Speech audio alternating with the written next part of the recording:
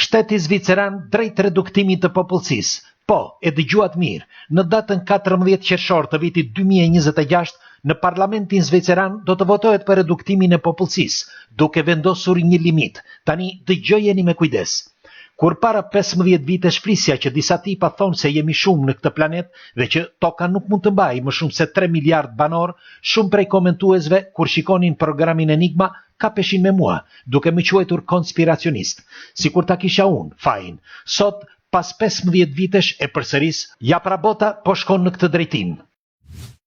Nëse shtetet do të vendosin që jemi shumë, ju, çfarë do të bënit?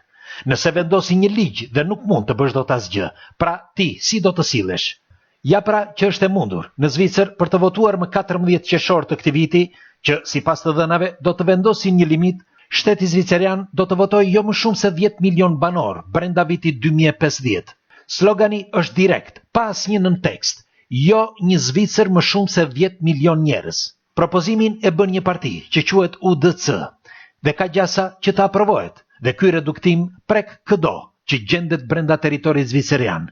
Banor zvicerian apo të huaj, me pasaport apo dokumenta provizore. Pra kjo bëhet për të gjithë residentët e vendit, por dëgjojeni me vëmendje. Pikësynimi është 9.5 milion banor dhe nëse ky numër do të tejkalojë gjatë këtyre viteve, do të merren masa të rrepta, urgjente dhe me kufizime. Fillimisht me një denoncim për mosbatim të ligjit që Zvicra ka nënshkruar në bashkëpunim me Bashkimin Evropian.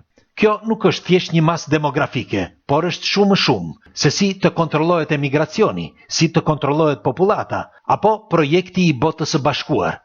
Ka shumë shteta zvicerian që janë të kënaqur me këtë ligj të ri, për shumë arsye, madje shprehen se në këtë mënyrë do të kenë një kualitet të jetës më të lartë. Të tjerë janë të bindur që ky sistem, duke prekur më shumë të huajt, do të krijojë probleme të mëdha të punës së dorës në përgjithësi, sepse e kryen kryesisht të huajt. Kjo do të ulë edhe nivelet në përgjithësi të gjithë sistemit, që nga universitetet, nga punët zyrtare, madje edhe nga ushqimorët.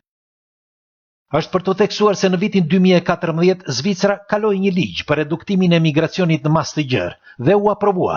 Po ashtu edhe në vitin 2020 votuan për reduktimin e qarkullimit me Bashkimin Evropian, por edhe ky ligj kaloi. Pra, sipas gjasave dhe sipas një sondazhi, edhe kësaj radhe ka shumë të ngjarë që edhe ky ligj do të bëhet realitet. Madje në bazë të një testi, deri tani rreth 50% e popullatës është dakord. Kështu që përgatituni për reduktim, sepse është e njohur që janë emigrantët që bëjnë më shumë fëmijë se sa vendasit. Do t'ju lutesha, kush nuk e ka bërë ende, bëjini like faqes dhe videos dhe lini komentin tuaj. Ju faleminderit për mbështetjen. Ja u them për t'ju paralajmëruar si gjithmonë, sepse kohë të vështira po vinë dhe është mirë që të jeni të përgatitur, jo vetëm fizikisht, por për më tepër psikologjikisht. Në bazë të statistikave, në Zvicër jetoj rreth 250.000 shqiptar dhe rreth 120.000 në shtetas nga Kosova, Maqedonia dhe Malizi. Ju që jetoni në Zvicër, keni informacione për këtë, pres dhe ndajeni, sepse ka edhe shtete të tjera që po mendojnë të njëjtin sistem.